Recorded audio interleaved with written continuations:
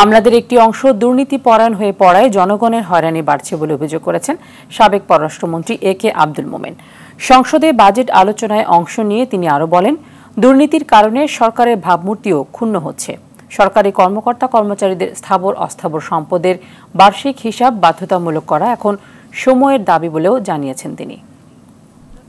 মাননীয় মন্ত্রী, আমি এখন মাননীয় সদস্য জনাব এই মহান সংসদের যে বাজেট প্রণয়ন করেছেন, অর্থ বছরের বাজেটের উপর আলোচনার শুরুতেই আমলাদের একটি অংশ দুর্নীতিপরায়ণ হয়ে উঠেছেন এবং তাতে জনগণের হয়রানি বাড়ছে। সরকারি কর্মচারীদের স্থাবর অস্থাবর সম্পদের বার্ষিক হিসাব বাধ্যতামূলক করা এখন সময়ের দাবি। কিছু সংখ্যক দুর্নীতিবাজ কর্মকর্তার কারণে দেশের সুনাম নষ্ট হচ্ছে।